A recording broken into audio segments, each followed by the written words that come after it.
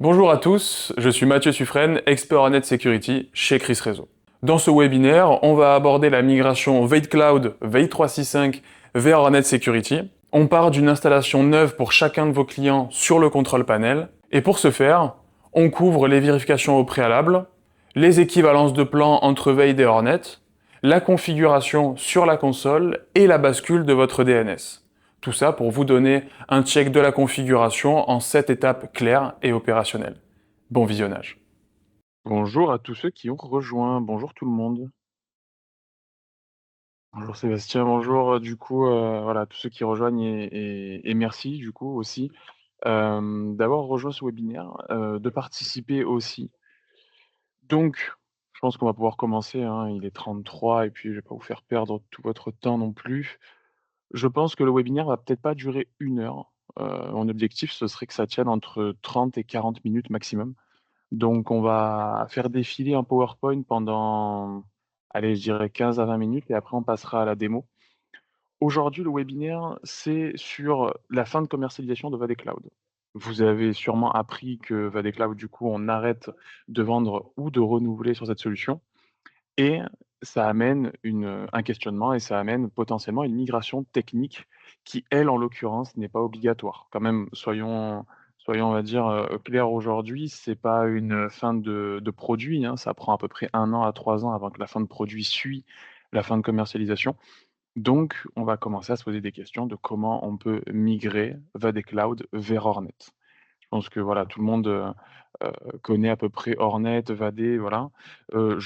Je pense qu'aujourd'hui la vraie question ce serait, bah, comment je migre facilement et qu'est-ce qui est existant, en termes de migration? Pour ceux qui étaient de Altospam, on n'est pas du tout dans le même cas de figure. Donc, pour ceux qui ont été traumatisés par Altospam vers Hornet, ne vous inquiétez pas, ça n'arrivera pas. Donc on va pouvoir commencer. Alors, hop, donc voilà, l'objectif principal de ce webinaire, c'est commencer les migrations techniques vers le contrôle panel, en tout cas vous accompagner, être là pour vous donner on va dire la bonne procédure, potentiellement, ben, un espèce de guide, alors en vidéo, mais un guide en plus qui va compléter déjà les vidéos existantes sur Hornet de comment mettre en place un plan 1, un plan 2, un plan 3, un plan 4, que je vous invite à consulter. Je vous le mettrai de toute façon dans le récapitulatif de ce webinaire, heu, les vidéos concernant, bah, mes anciens webinaires aussi et les tutoriels, hein, presque parce que je l'ai amené un peu comme un tutoriel de mise en place d'un onboarding de tous les plans. Donc on va pouvoir commencer, hop.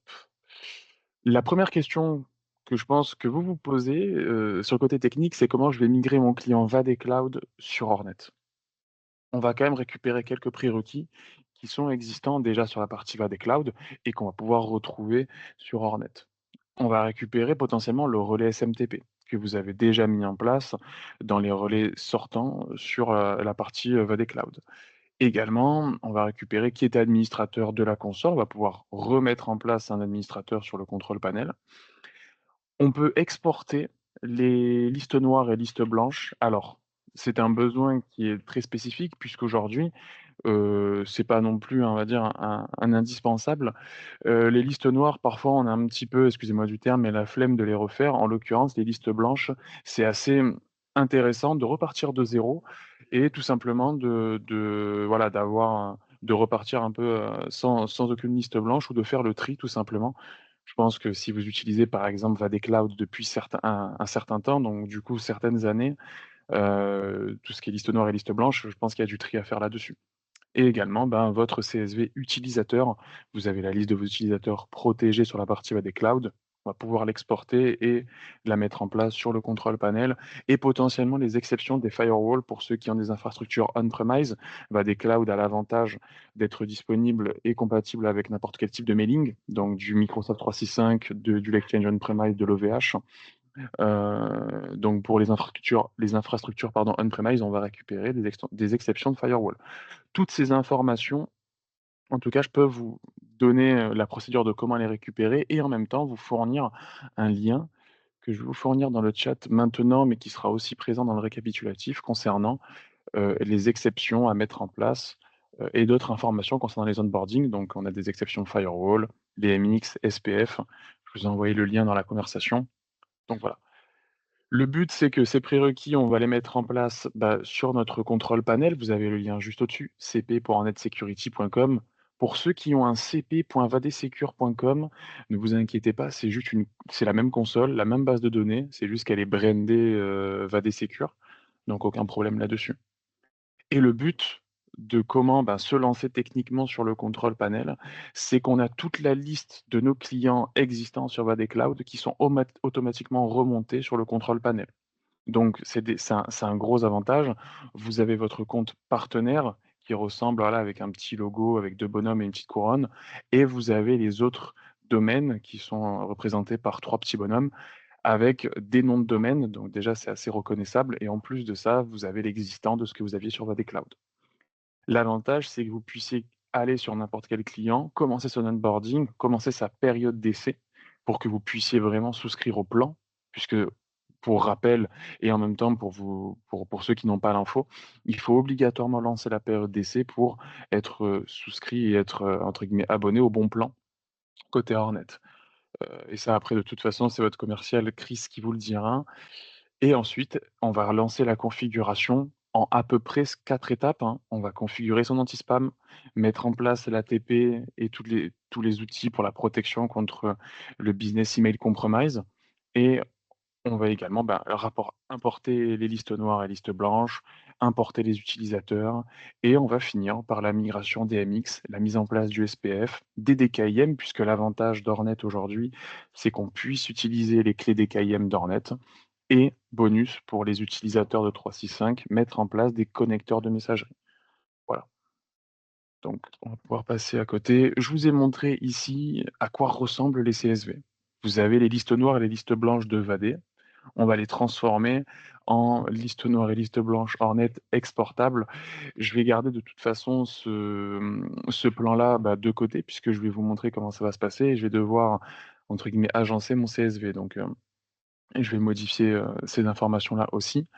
Et le CSV utilisateur, lui, il est un petit peu plus simple. On peut garder la même chose et rajouter juste cette notion d'environnement qu'on reviendra dessus, sur la partie contrôle panel, mais normalement, je vous l'ai déjà expliqué.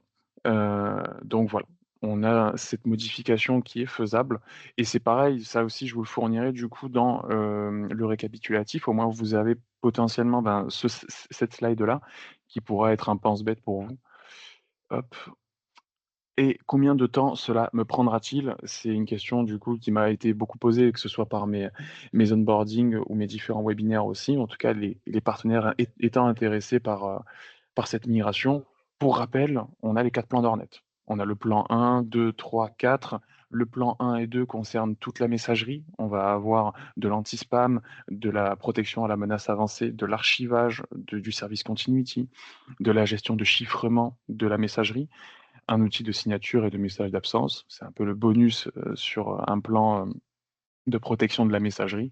Le plan 3 qui, récupère la partie backup, donc ça vous permet d'avoir de la sauvegarde sur la partie 365, sur tous les outils même de la partie 365.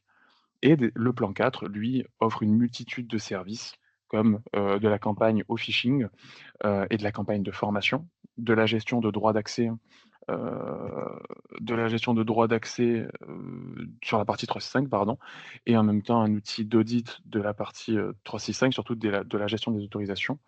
Je regarde juste dans le chat, j'ai un problème de connexion, y aura-t-il un replay de ce webinaire? Oui, aucun souci. Il y aura un replay et vous aurez un récapitulatif avec toutes les informations que je donne courant ce webinaire, donc aucun souci là-dessus. On a le Démarque Manager aussi dans le plan 4 qui permet une gestion du démarque avancée, et un outil d'IA qui vous permet d'analyser, comment les mails sont reçus, comment l'utilisateur reçoit un mail, by Mistral, et également vous avez une protection Teams qui n'est pas mentionnée ici, mais parce que c'est malheureusement une mauvaise image que je vous ai pris. Mais voilà, le plan 4, si vous le connaissez, normalement c'est assez clair pour vous. Pour un temps moyen au déploiement, tout ce que je vous ai raconté à partir du plan 3 ne va pas forcément vous intéresser si votre objectif est de migrer à ISO périmètre, ce que vous avez sur VadeCloud. Donc aujourd'hui, pour donner un temps de déploiement, pardon, moyen sur une infrastructure VadeCloud qu'on migre sur Hornet, on a du coup ici, l'offre VadeCloud, hors 365. On a le plan Hornet qui s'appelle le MSF ATP, qui comporte la partie anti-spam et la partie protection des menaces avancées. On est protégé en MX, comme sur Vadé. On prend entre 15 et 20 minutes de déploiement. Je ne compte pas le temps de migration des MX puisque ça reste assez hasardeux. On a des bonnes pratiques pour aller plus vite, mais ça reste encore hasardeux, selon le provider.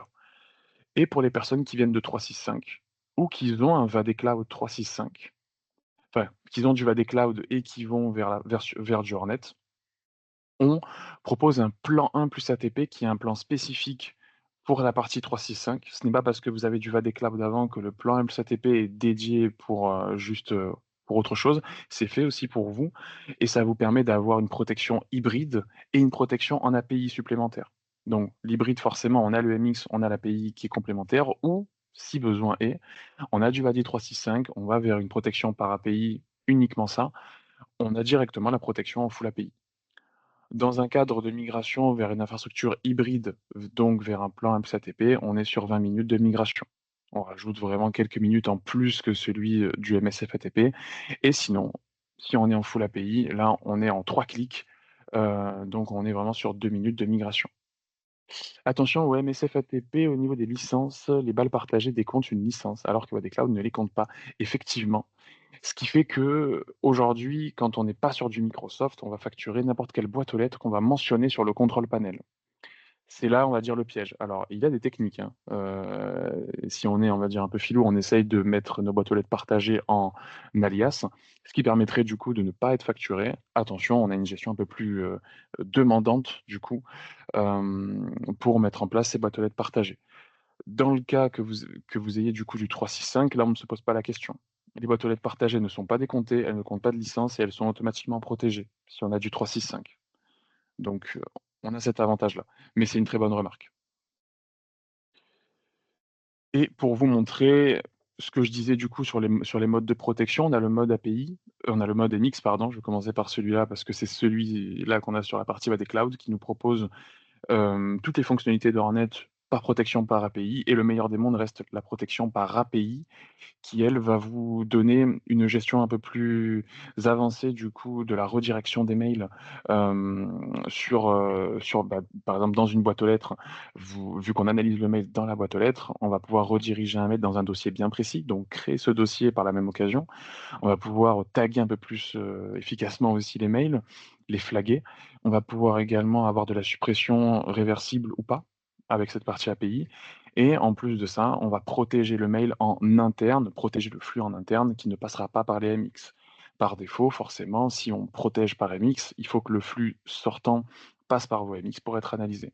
Là, en l'occurrence, si un collègue de travail se fait compromettre au niveau de sa messagerie, on va protéger le mail, même s'il nous envoie une bêtise, hein, disons, on va protéger le mail sur la boîte mail. Donc, dans un sens, c'est pour ça que c'est le meilleur des mondes. On protégera les mails dans tous les cas. Ça fait une auto-remédiation des mails, donc il y a vraiment un avantage à se pousser vers l'hybride. Même si vous avez du Vadé Cloud, on est en capacité aujourd'hui d'aller au même prix que ce que vous avez sur Vadé Cloud pour du plan 1 plus ATP qui vous permet ce mode hybride. Donc réellement, pensez à vous y pencher avec votre commercial Chris. Et la partie API, bah là, c'est encore plus simple de ce qu'on avait avec Vadé 365, puisque sur Vadé 365, on avait la nécessité de créer une règle de journalisation. Là, tout se fait automatiquement. En un clic, on a fini la procédure de migration. Le seul besoin, bah forcément, on parle de migration de solution, puisque c'est une nouvelle API. On vient supprimer l'API de Vadé. Et c'est la seule étape, je dirais, qu'on va faire sur notre tenante Microsoft. Donc voilà. Ensuite, comme j'ai dit du coup, précédemment, on va migrer les MX. Pour vous donner un temps à peu près, voilà, c'est entre 5 et 20 minutes et j'ai des providers comme Cloudflare qui peuvent prendre 1 heure avant que ça se mette en place. Mais ici, vous avez vos MX, votre SPF et votre DKIM que je vous fournirai aussi dans le récapitulatif et ça vous donne une slide, qui vous donne toutes les informations concernant les entrées, Hornet. Ce qu'on n'a pas dans le document que je vous ai fourni, on a uniquement les MX et le SPF dans le document que je vous ai fourni, enfin dans le lien que je vous ai fourni, pardon. Et si je vous fournis du coup l'autre lien qui vous redirige vers la documentation d'Hornet, on a le DKIM. Je vous ai un peu, voilà, mâché le travail, je vous ai réuni tout ça sur une seule slide, si ça peut aider. Et ensuite, On peut faire une checklist comme quand même de la configuration. Encore une fois, c'est pour vous aider et pour vous guider sur qu'est-ce qu'il faudrait mettre en place. Hem, il peut y avoir un SMTP sortant, complètement oui. Il y a encore un SMTP sortant. On peut faire en sorte de mettre en place un SMTP sortant, ouais. Vous, ce que vous mettez, si vous avez du 365 par exemple, puisque j'ai le cas en tête, vous mettez votre serveur de destination qui va être, celui de Microsoft, donc le MX de Microsoft et on peut analyser le sortant en mettant du coup alors soit vous-même vous mettez les IP de Microsoft, ce qui peut être très long. Je vais vous montrer une astuce pour, ne pas mettre toutes les IP de Microsoft et également, bah, vous pouvez mettre si vous avez de l'interne, un Exchange on premise, bah, vous mettez l'IP publique de votre Exchange on premise et du coup, vous pouvez faire analyser le sortant, mais c'est au choix. Du coup, je lis en même temps les questions, mais je pense que je mettrai tout ça vers la fin. Je vais continuer du coup mon discours et je vais répondre un peu aux questions vers la fin. Vous avez à peu près la même chose, hein, sur la partie VAD, du coup Yannick, vous avez à peu près la même chose sur la partie, Hornet. Donc ça de toute façon, vous verrez, ce que moi je mets en place et vous verrez comment ça va s'articuler. Mais voilà, je vous ai mis en place du coup une petite checklist de configuration. On met en place le serveur de destination, on met en place une IP de relais sortante. On configure la vérification des utilisateurs. On a toujours cette fonctionnalité de se baser soit sur la console, donc VAD Cloud ou Hornet aujourd'hui, ou directement le serveur SMTP. Pour du Microsoft, on a tout à gagner à se baser sur le serveur SMTP et également, bah, configurer l'anti-spam, la vérification du SPF, du DKIM et du DMARC, l'ATP et potentiellement les services additionnels Hornet qu'on peut avoir dans un plan 1, dans un plan 2, et cetera. Le but, de toute façon, d'être migré sur Hornet, c'est de vous pencher sur la prestation de services que propose Hornet et du catalogue varié de services que vous propose Hornet. VAD, c'était un pure player de la messagerie, faut le reconnaître. Aujourd'hui, on a la puissance de VAD, d'Hornet et de Proofpoint pour avoir un service, des services multiples pardon, qui tournent autour de la messagerie et de Microsoft. Donc voilà. Et on prend encore une fois, comme je vous l'ai dit, entre 10 et 20 minutes maximum pour migrer vraiment un client et si on est à l'aise avec la solution, bah là, on est encore plus rapide et si on a déjà les CSV de mis en place et cetera, honnêtement, on va encore plus rapidement, voilà. Donc vous pourrez récupérer cette checklist si besoin et pour finir, eh beh, on passe à la démonstration. Donc je vais vous partager du coup mon écran directement. Alors hop, hop, hop, hop, hop. On va commencer directement sur une console VAD Cloud, ça va être beaucoup plus parlant. Hop, parfait. Donc, on commence du coup sur notre console VAD Cloud. Hop, je me retire même du client, je me réauthentifie pour jouer le jeu. Hop, donc on se connecte sur notre console VAD Cloud, on va sur son client qu'on veut migrer, on va dans Détails, on arrive sur sa console, on réfléchit pas, on veut directement migrer. Si on connaît la console, pas la peine de fouiller, on va dans la partie Domaine, dans les détails, on récupère les informations qu'on veut. En l'occurrence, ici, on peut récupérer nos relais si besoin. Bon, là, il y a rien parce que du coup, ma console est dans le cadre du texte, mais on peut récupérer les informations, si besoin. Les listes noires et listes blanches, attention, on ne les récupère pas ici. On va venir les récupérer par utilisateur et au final, c'est ça qui nous intéresse. On se base du coup enfin, on va sur les utilisateurs, on va directement sur exporter, on va exporter les informations des utilisateurs, liste noire et liste blanche, qui nous donne 2 CSV. Et là, du coup, je vais commencer mon travail. Alors, je me remets moi de mon côté ma slide concernant la modification des CSV et je vais ouvrir mes CSV. Ici, on a du coup nos listes noires et listes blanches. Je regarde comment c'est articulé sur Hornet. La value, pardon, bah, je vais la mettre en place. Hop. Qu'est-ce que ça peut être du coup la value? Ça va être directement ce qu'on a mis ici à la place de element. Donc hop. Et l'email, on va mettre du coup si je dis pas de bêtises, on va mettre owner, hop, hop, hop. Le type, on en a plus besoin, on a juste à mettre un tree type, comme ça. En l'occurrence, on est sur des domaines, donc on peut directement mettre domaine, hop. Et dans state, vu que ça n'existe pas, on va mettre le premier degré on va dire, de contournement de filtrage puisque les listes noires et listes blanches d'Hornet, pour vous expliquer, on va juste contourner tous les filtrages qu'on met en place sur Hornet et granulairement. Ce qui fait qu'on ne va pas contourner toute la protection, on peut contourner uniquement certains éléments de la protection. Qui rend, hop, si j'écris bien, c'est mieux. Protection, spam protection, et ici on met un 1, simplement. Hop, voilà, et on fait pareil ici, un 1. Je vérifie, dans owner, c'est bien le propriétaire. Du coup, moi, ce que je vous avais mis, c'était un domaine, mais là, j'ai mis un utilisateur. On va pouvoir mettre un domaine si on veut, mais c'est pas le but. Là, je le fais pour un utilisateur. Je pense que vous comprenez la philosophie. Le but, c'est d'aller assez rapidement. Je vais sauvegarder ce que j'ai fait. Je le ferme. J'ouvre celui de mes utilisateurs. Hop. Je laisse tout ça. Au final, on n'a pas besoin. On laisse l'alias. En fait, on laisse tout. On va juste rajouter cette entrée environment en anglais et on va mettre primary et on le met sur toutes les entrées que j'ai. Maintenant qu'on a fait ça, pareil, on sauvegarde et maintenant on est prêt à passer sur le control panel. Sur le control panel, je me place donc sur mon partenaire. Moi, je suis sur mon partenaire, donc c'est parfait. On s'est bien connecté à ce lien. Potentiellement, on arrive vers ce menu. On arrive potentiellement aussi sur ce menu, mais aucune inquiétude, on vérifie bien qu'on est bien sur un niveau ici. On vérifie, voilà, je me mets bien sur mon compte partenaire, c'est très bien. Et bah, la première question que je me pose, c'est: est-ce que j'ai du Microsoft ou est-ce que j'ai pas du Microsoft? On ne se dit pas: «Est-ce que je viens de VAD Cloud ou est-ce que je viens de VAD 365?» Forcément, j'ai aussi potentiellement en tête le plan Hornet que j'ai souscrit avec mon commercial Chris, peut-être un plan 1 plus ATP ou un MSF ATP. Prenons le cas d'un plan 1 plus ATP, puisque c'est le cas le plus simple, le plus difficile pour la fin. Je me dis: «Bon, eh ben du coup, je suis toujours sur mon compte partenaire, je vérifie que mon client existe ou pas». Bon, le but, c'est que mon client n'existe pas forcément. Enfin, s'il existe, là, malheureusement, sur ma plateforme de démo, il ne le sera pas. Pour vous qui a eu le vu qu'il y a eu la migration, il existera déjà. Donc je vais jouer le jeu et je vais faire comme s'il existait déjà. Je vais le créer, on va dire, à la main. Hop, tac, hop. Donc je crée mon domaine et en même temps, ça vous donne la procédure pour rajouter de nouveaux clients. Je suis forcément le premier administrateur. Je ne spécifie pas, le partenaire supérieur puisque je suis déjà sur un partenaire. Aucune synchronisation, je m'en fiche et on bascule. Voilà, on crée notre client, on bascule sur la vue et je suis sur mon client.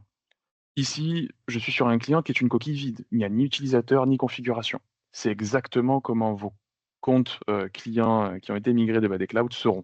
Donc, maintenant que je suis sur mon compte qui a été migré, je vais dans 365 Total Protection et je me souviens que j'ai un plan 1 plus ATP, j'ai du Microsoft, donc je clique sur un plan 1. Parfait, je lance la période d'essai, je dis, qui je suis, potentiellement vous mettez les informations de votre client ou le vôtre. Ça au final, c'est pas regardant et bon je mets un numéro, bidon, au moins voilà et je fais suivant et là j'arrive sur mes 3 modes de protection. J'ai un plan 1 plus ATP. Allez, je vais me lancer sur de l'hybride puisque je veux bénéficier de ce que Hornet me propose. Autant avoir des nouvelles fonctionnalités en plus, si je dois me coltiner 20 minutes de migration, c'est l'avantage de toute façon sur Hornet aujourd'hui. Donc lançons-nous sur la partie hybride. Je configure hybride, quand même si j'en ai pas envie, je peux cliquer sur MX ou sur API, hein, voilà et on lance après le mode qu'on veut. On ira sur de l'API juste après. Le mode d'intégration MX est à l'identique de ce qu'on peut l'avoir sur hybride. C'est la même mise en place, hein. Donc autant je clique sur hybride. Donc on peut faire configurer MX et ici, bah, je vais me connecter avec un compte administrateur sur la partie Microsoft. Donc voilà, parfait. Il me fait mes vérifications d'utilisateurs, il me fait remonter via un call API mes boîtes aux lettres, mon serveur de destination, le contenu de mes groupes. Donc il me fait remonter aussi, bah, mes licences Microsoft. L'avantage d'avoir du plan A plus ATP, c'est d'avoir du coup une facturation à la licence et non à la boîte aux lettres. Et là, du coup, bah, maintenant que j'ai migré, je vais vérifier dans les paramètres que mes boîtes mail sont bien présentes. Très bien.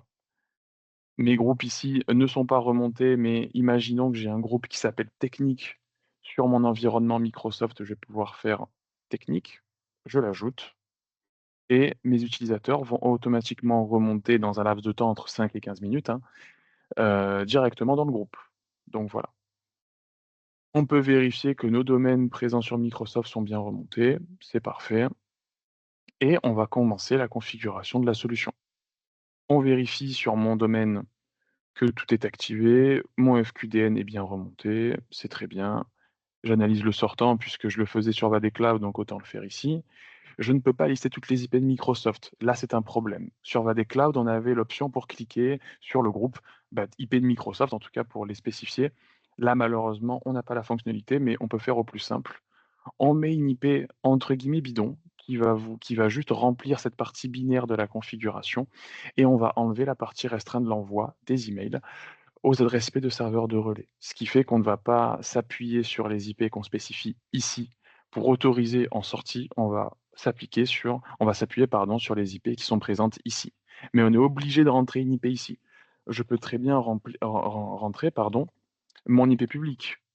Il n'a aucun rapport avec la partie Microsoft. Ça fonctionnera également. Donc voilà.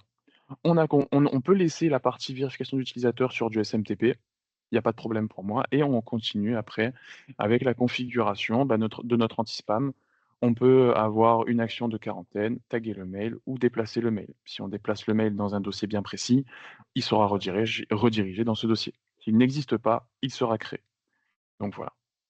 Maintenant qu'on a mis ça en place, on va pouvoir attendre un petit peu puisqu'il faut que ça nous débloque la suite de la configuration.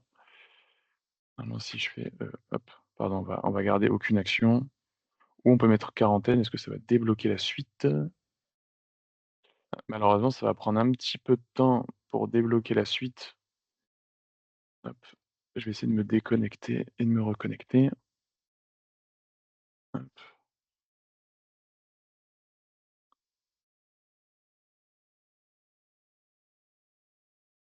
voilà et on va se mettre sur mon client. Malheureusement, on n'échappe pas aux problématiques de cache. OK. Voilà, forcément, moi j'avais bon, c'est un client qui est dans le cadre du test donc et ça prend un certain temps maintenant pour que ça remonte. En gros, pour vous expliquer, j'aurai la suite de la configuration ici, mais ne vous inquiétez pas, on va dire bypasser cette petite lenteur en faisant du coup un autre onboarding. On va pouvoir, créer alors je vais vous montrer comment on intègre un client en full API. Au final, vous l'avez quasiment déjà vu. Pardon, pas en full API, hors Microsoft, hein. Là, on prend une infrastructure qui sera en dehors de la partie Microsoft. Je retourne sur mon partenaire. Je me replace, pardon, sur le tableau de bord puisque moi, mes clients n'existent pas et ils n'ont pas été migrés puisque, c'est dans le cadre du test, hop, on va créer du coup ma coquille vide. Hop, alors, ping, tac, hop, voilà, tac, on est bon. OK, tac et tac. Du coup, hop, hop, on va pouvoir se rendre directement enfin, pardon, je vais un peu trop vite peut-être. Hop, on va revenir ici. On se redirige du coup sur notre compte qui a été migré et qui veut de la protection en full API ou, qui est sur de l'exchange on-premise. On va plutôt partir sur de l'exchange on-premise, donc une configuration qui ne parle pas de la partie Microsoft, puisque je vous ai déjà parlé de la partie Microsoft, pardon. Ici, on va directement se rendre donc sur notre compte, client, hein, qui se situe ici. On arrive sur notre compte client et le but, c'est de directement mettre en place les boîtes aux lettres qu'on va protéger. Donc, on va déjà dans les boîtes mail, on a quelque chose qui est vide, hein, forcément, c'est une coquille vide et on va s'amuser à importer un CSV. Donc je reviens sur mon CSV que j'ai créé, hop, suite à la récupération de mon CSV sur la partie Cloud. Du coup, j'ai mon last name, mes prénoms et cetera, j'ai mes emails. Mes potentiels alias, ça peut rester vide, mais s'il y en a, bah, ce sera déjà rempli sur la partie AD Cloud ou s'il y en a des nouveaux, vous pouvez les mettre en place et on met en place et oui, il y a une faute. Merci beaucoup, Arié. Hop, environment, exactement et du coup, on va pouvoir, voilà, maintenant que j'ai, alors du coup, vu que forcément on n'est pas sur ces boîtes aux lettres, je vais mettre Chris-learning, tac, heu, learning, je vais réussir, je vais réussir. Tac, tac, learning, on est bon. Je vais pouvoir faire ça, voilà et bon là, je le fais dans le cadre où j'ai un même CSV, hein, mais je pense que quand vous faites, voilà, quand vous faites une récupération depuis votre cloud, ce sera plus simple pour vous. Je sauvegarde, je ferme, importer, on importe et hop, on importe toutes nos boîtes aux lettres. Ça va les créer automatiquement. On voit bien que c'est remonté, parfait. C'est un type boîte aux lettres, à contrario de nos boîtes aux lettres Microsoft, forcément. Et pour vous donner un ordre d'idée, on a toutes ces boîtes aux lettres qui sont disponibles. On a notre environnement primaire. Pour vous expliquer assez rapidement, l'environnement, c'est un peu comme un conteneur où on y trouve toutes vos boîtes aux lettres et il est redirigé, enfin en tout cas, le serveur de destination, ce sera le serveur que vous mettez ici. Dans le cadre d'un environnement, vous êtes sur de l'OVH mutualisé ou de l'Exchange on-premise, on vient lancer un plan ou en tout cas le MSF-ATP de manière manuelle. MSF-ATP, on se le rappelle, c'est le Spam and Malware Protection plus l'Advanced Threat Protection. Donc, bah, je réfléchis pas, j'active directement mon Spam and Malware. Ici, je récupère potentiellement un MX d'OVH. Alors, j'ai un pense alors forcément, si je fais ça, tac, tac, je vais juste récupérer les MX de VH pour vous donner un exemple. Hop, par exemple, je ne les connais pas par cœur, donc je vais en récupérer un, voilà, de test. Hop, par exemple, je mets en place mon MX de VH. Si je ne sais pas comment mettre des séparateurs, par exemple, ben, je peux directement mettre un point virgule, hop, mettre un point virgule et mettre un autre MX. Hop, hop. Alors là, il me le prend pas. Non, mince. Tac, tac. Ça veut dire qu'il faut que je mette une priorité potentiellement. Mais je pense que vous comprenez assez rapidement. Ah non, là, il me prend pas le point. Là, il me prend sur le point. D'accord.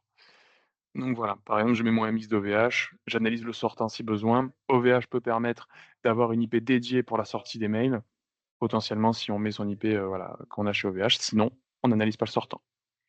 La vérification d'utilisateur, si on la base sur le contrôle panel, on protégera uniquement les boîtes aux lettres et les alias présentes sur le contrôle panel. Le SMTP est possible, on va se baser uniquement du coup sur les MX ou directement sur un FQDN OVH qui permet l'authentification. Donc attention à ça aussi. Moi, je trouve qu'il n'y a pas vraiment de différence et pour bien maîtriser sa facturation, on va plutôt le laisser sur le contrôle panel. Donc on laisse cet élément de configuration comme ça et on va pouvoir juste je remets ça en place et on va pouvoir faire enregistrer. On a débloqué du coup notre gestion des infos mails, des pubs, des spams et cetera et ensuite, par exemple, si j'applique une action ici, on va pouvoir débloquer la suite, mais je vois que du coup la suite prend un peu plus de temps que prévu. Voilà, par exemple, à quoi ça peut ressembler. Donc, il y a eu un changement d'ailleurs sur ce contrôle panel et je pense que c'est dû à la dernière version. Ouais. Ça prend un certain temps, donc 5 à 10 minutes de ce qu'on peut comprendre pour que ça débloque la suite de la configuration. Mais une fois que vous l'avez débloqué, on va pouvoir aller dans la configuration et pour garder une configuration par défaut assez basique qui fait la même chose que Vadecloud, puisqu'on peut faire beaucoup plus de choses sur Hornet, mais mon objectif n'est pas de vous noyer d'informations, mais de vous donner les bonnes procédures. On va pouvoir activer le content control. On active tout, puisqu'on va protéger au maximum son environnement. On conserve les mails en quarantaine puisqu'on avait un rapport de quarantaine sur Cloud. Et après, on continue. Ici, je m'en occupe pas. Si j'ai besoin d'informations, assez simple, je viens ici et je suis directement redirigé sur le manuel et on configure après si besoin. Mais on va pas le mettre en place. On met en place le rapport de quarantaine. On peut le laisser par défaut puisque chaque utilisateur va bénéficier de son rapport de quarantaine tous les jours. On peut enlever le dimanche et le samedi pour les laisser tranquilles et on laisse l'heure à laquelle ils arrivent au travail, à laquelle ils partent. On enregistre. Après voilà, je vous inviterai bien à suivre, mes autres webinaires qui expliquent plus en détail ce qu'on peut faire. On met en place la gestion de la vérification de nos différents statuts SPF, DKIM et des marques. Si on a nos statuts en vert, on peut appliquer l'authentification d'expéditeur. Ça veut dire qu'on va appliquer du filtrage par rapport à vos expéditeurs sur du SPF, du DKIM ou du DMARC. Et nos listes noires et listes blanches qu'on peut venir importer. Du coup, je vous montre qu'est-ce que ça fait quand on les importe. Hop, la valeur n'est pas un domaine valide. Et beh, du coup, il y a une petite erreur. Ça du coup, et pourtant, donc il doit manquer quelque chose et si besoin est, on vient ici, et on vérifie comment est articulé du coup le CSV et ça du coup forcément, c'est ici et on aura peut-être plus de détails dans la doc. Ça dans tous les cas, si on a vraiment un besoin bien spécifique, hop, pardon, je reviens pas sur le contrôle panel. Si on a un besoin bien spécifique, l'objectif c'est plutôt de partir à zéro sur les listes noires et listes blanches et vu que la plupart du temps, bah, les domaines qu'on va mettre en place, sont on va dire d'anciens domaines. On peut les créer assez facilement au final, hein. Ici, on vient ajouter une entrée propriétaire. Si on le laisse vide, ça va être tout le domaine qui va être concerné. Sinon, ça peut être un utilisateur. Et ici, eh bien, on vient mettre en place un domaine, par exemple, hornetsecurity.com, et on vient l'appliquer pour tout le monde. On contourne le filtrage qu'on veut et on peut faire confirmer.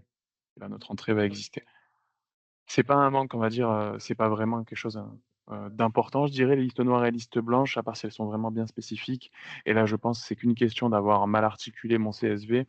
Je vous fournirai du coup dans le récapitulatif, le lien vers le bon format du CSV pour vous donner un ordre d'idée de à quoi ça ressemble. En plus de mes CSV existants, il y aura quelques éléments juste à modifier. Voilà.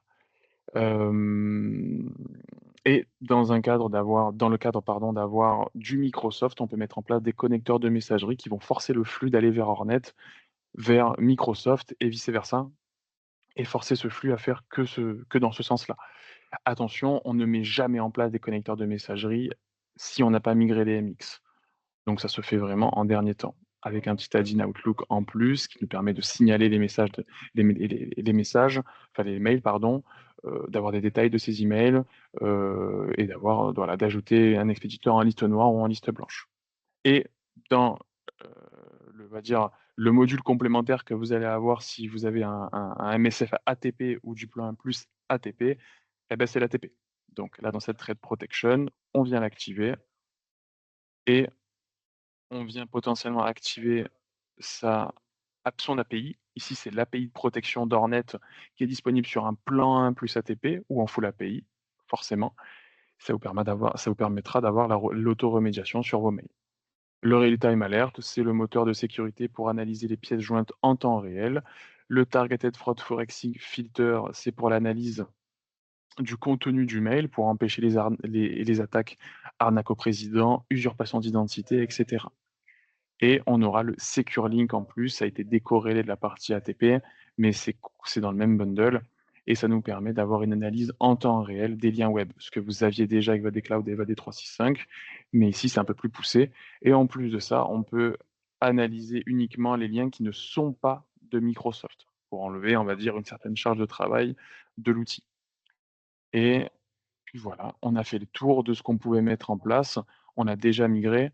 J'ai pris un peu plus de temps pour vous expliquer et en plus de ça, notre dernière mise à jour du contrôle panel, malheureusement, rajoute un delta de 5 minutes à la continuité, voilà, de la configuration et si je me base sur MSP, sur Chris MSP, hop, pardon, Chris-learning, il a dû débloquer aussi la suite et voilà. Et ici, on va avoir du coup, toute la partie aussi à configurer, ce sera un poil plus simple, mais on a les mêmes, voilà, on a les mêmes menus, hein. On configure son content control, son rapport de quarantaine et l'email authentification, son ATP et puis c'est tout. On a déjà une configuration par défaut qui est efficace, donc on a vraiment un gain de temps, je dirais, suite à la migration. Et une mission que je n'ai pas réussi, c'est de tenir en 30 et 40 minutes. J'ai pris un peu plus de temps. Voilà, j'en suis désolé. Mais j'espère que du coup, c'est assez clair pour vous. Est-ce que vous avez des questions du coup sur tout ce qu'on a vu? On peut prendre, voilà 10 à 5 minutes pour, les questions. Est-ce qu'il y a des éléments sur lesquels il faut qu'on revienne?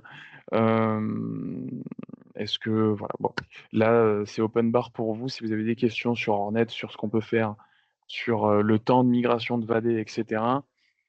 Pour vous expliquer assez rapidement et pour répondre du coup à la question de Pascal, la migration cloud vers Hornet sera-t-elle obligatoire? Alors forcément, une fin de commercialisation amène une fin de produit sur un délai de 1 an, 3 ans. Je n'ai pas du tout la période, je ne pourrais pas vous la dire, mais il faut s'y pencher aujourd'hui pour pas arriver à la dernière minute et malheureusement louper le coche. Aujourd'hui, du coup, Chris sera là pour vous accompagner. On propose des onboarding, on propose aussi un support sur la partie Hornet quand vous migrez, quand vous avez des problèmes suite à la migration. Moi, ce que je vous conseille, c'est de commencer un petit peu à envisager les migrations sur certains clients et à s'appuyer sur ce qu'on fait en webinaire et sur les différentes vidéos qu'on a mis à disposition. Parce que c'est bon, forcément, hein, vous avez, autre chose à faire que la partie Hornet et les solutions qu'on peut vendre chez Chris. Mais si vous attendez, forcément, il y aura des oublis de ce que j'aurais pu dire pendant un webinaire ou d'une procédure ou de quelque chose. En plus de ça, que le contrôle panel est évolutif, donc il est amené à changer aussi. Potentiellement, il y aura des nouveaux menus, et cetera. Plutôt, bah, profitez que Chris, soit là pour vous accompagner pour le faire. Après forcément, vous êtes libre de le mettre en place quand vous voulez et je peux pas vous mentir, hein, il y a pas de fin de produit pour l'instant qui est annoncée. Une fin de commercialisation, donc malheureusement, si vous ne renouvelez pas sur la partie cloud, faudra se lancer sur Hornet. Mais bon, ça reste important pour moi de vous préciser ça. Aujourd'hui, VAD 365, on n'en parle pas vraiment puisqu'il n'y a pas de fin de commercialisation, ni de fin de produit. Donc du coup, ça suit. Heu et du coup, on peut créer un compte démo. On est plus sur 15 jours, pardon, sur 15 jours, mais sur 30 jours, on a moins alors on n'a pas la même signification de la démo sur le contrôle panel et c'est un peu plus transparent. On bénéficie d'un compte de démo, donc d'une période d'essai, de n'importe quel plan, de n'importe quelle fonctionnalité. Mais attention, il y a de la tacite reconduction qui est derrière, donc on sera automatiquement prélevé suite à la fin de notre période d'essai. Aujourd'hui, on se base sur 30 jours de période d'essai. Donc forcément, ben, après ces 30 jours, vous serez facturé. Mais oui, on peut très bien essayer la solution. De toute façon, le but, c'est qu'on ait toujours une communication avec notre commercial Chris pour que si on doit arrêter, eh ben, on a juste je prends l'exemple, hein, Chris Learning est un compte que j'ai lancé en période d'essai et que je ne veux plus lancer sur Hornet puisque le client ne veut plus d'Hornet. On va sur son compte partenaire, hein, qui ressemble à ça. Comme j'ai dit tout à l'heure, on va dans les paramètres, tableau de bord des services et on va directement sur nos clients pour supprimer le client en question. Voilà, je le fais là puisque de toute façon, c'est dans le cadre du test et puis il y a rien qui est en production. Hop et il est off-boardé et du coup, il ne sera plus facturé. Donc voilà comment on supprime un client si on veut l'off-boarder et qui ne veut plus de sa période d'essai. À partir de quand les comptes clients? Pour moi, c'est déjà fait. La 100 des partenaires que j'ai du coup déjà migrés en onboarding, ont leurs clients qui ont été mis en place déjà sur Hornet. Pour moi, il y a pas c'est plus vraiment d'actualité. Ils l'ont fait il y a déjà, plus d'un an et ça a été du coup, on va dire en continu, hein, ils ont migré la partie des clouds sur Hornet. Donc pour moi, c'est déjà fait. Également pour les clients VAD 365, donc pas de souci à se faire là-dessus. Pour moi, c'est déjà fait. Si c'est pas fait, ce ça veut dire qu'il y a encore du travail à faire, mais voilà, encore une fois, pour moi, c'est fait. Dans le cadre d'une utilisation avec 365, il est possible de bypass une partie des boîtes mail existantes sur le tenant de nombre de licences Hornet à celui de Microsoft. Alors si la question est que, est-ce qu'on peut protéger partiellement un domaine, par exemple? Non. On protégera automatiquement tous les utilisateurs. On protégera toutes les boîtes aux lettres partagées et tous les utilisateurs. Forcément, s'il n'y a pas de boîte aux lettres existante, on ne le protège pas, donc c'est pas un problème et il n'a pas de licence, donc on ne le facture pas également. Mais si on a, Heu, voilà, si et c'est pareil pour la partie hors 365, hein. On protège, tout le monde qu'on spécifie sur le contrôle panel et si on ne le spécifie pas sur le contrôle panel et qu'on a sa vérification d'utilisateur, pour rappel, mais forcément il n'existe plus. Si on a sa vérification d'utilisateur sur le contrôle panel, attention, tous les utilisateurs qui ne sont pas spécifiés sur le contrôle panel ne recevront plus de mails. Tous les mails seront refusés puisque vous avez migré les MX et que l'authentification se base sur le contrôle panel. Voilà. À service équivalent en termes de prix, quelle différence de prix entre VAD et Hornet? Le MSF ATP, prix public, c'est 42 €. Donc, MSF ATP pardon, comme plan 1 plus ATP, on peut aller à 42 €.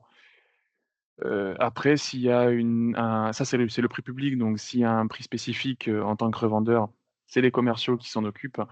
Donc ça, c'est à vous de voir, mais je peux que vous donner le prix public.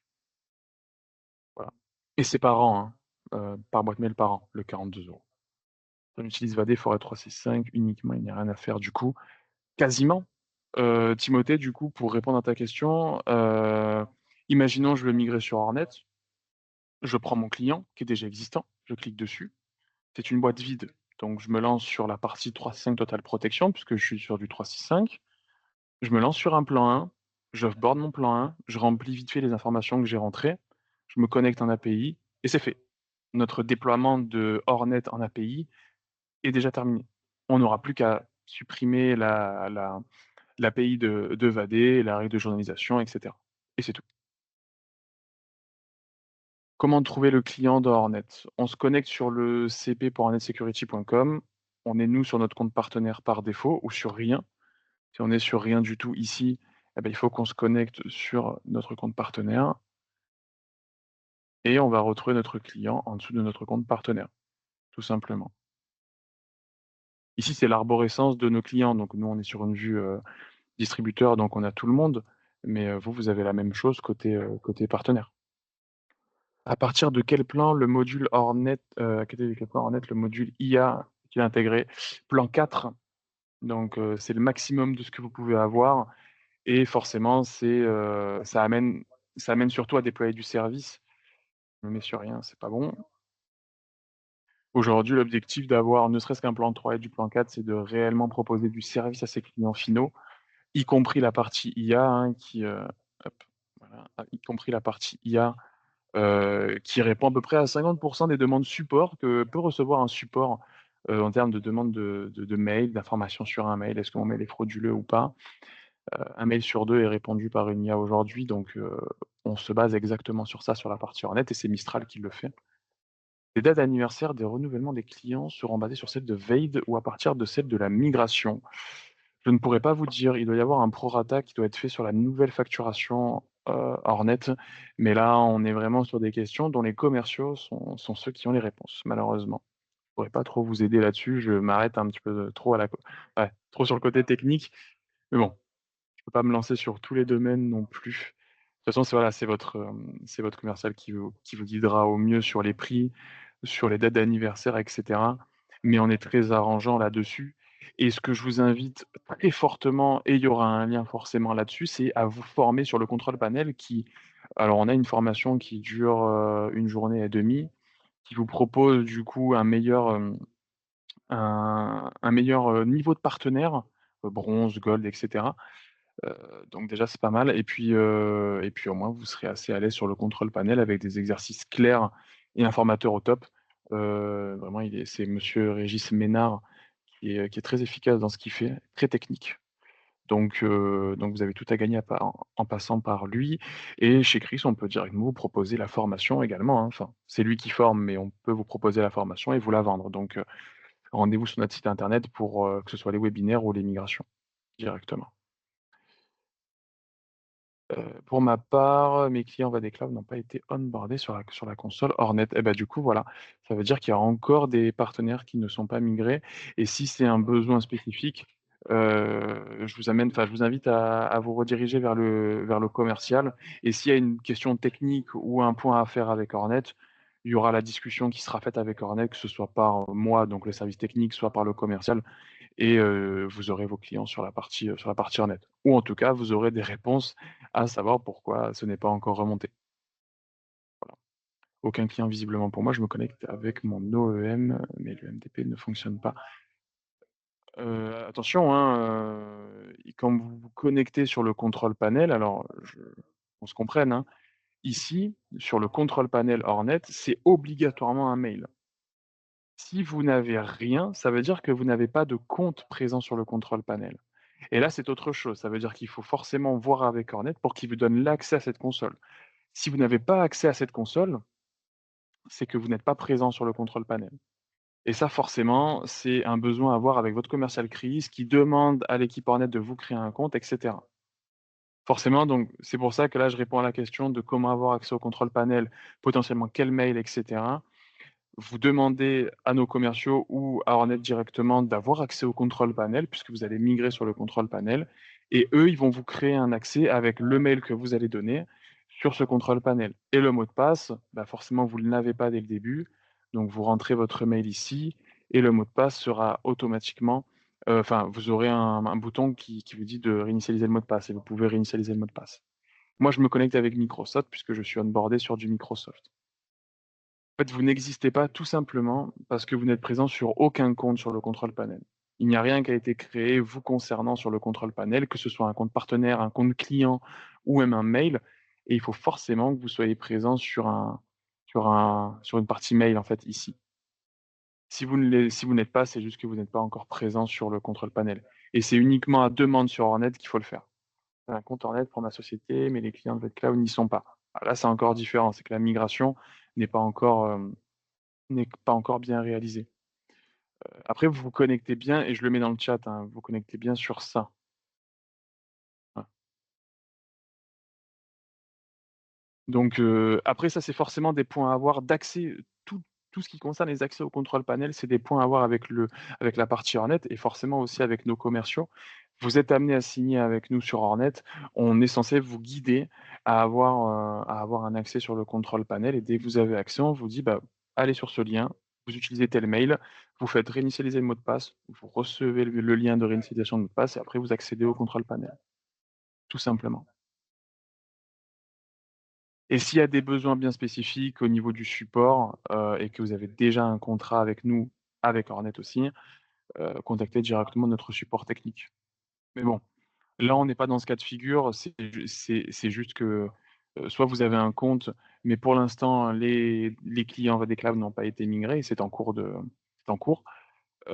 Soit, bah, tout simplement, vous n'avez pas encore d'accès au contrôle panel, et ça, c'est à voir avec votre commercial Chris, qui lui saura contacter les bonnes personnes.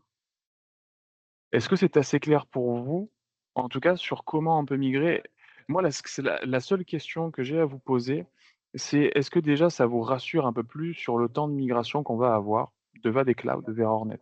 Aujourd'hui, on est sur un changement au niveau du produit. C'est un vrai, entre guillemets, «un vrai besoin» pour nous de vous rassurer et surtout de vous accompagner dans la migration, mais c'est pas un obligatoire.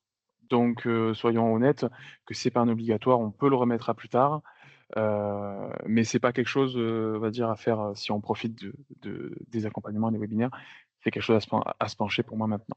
Pas très rassuré pour moi. Ah, pour quelle raison exactement? Qu'est-ce qui ne vous a pas rassuré sur ce que j'ai dit, ou est-ce que c'est plutôt sur, juste la migration Hornet, enfin Veille Hornet?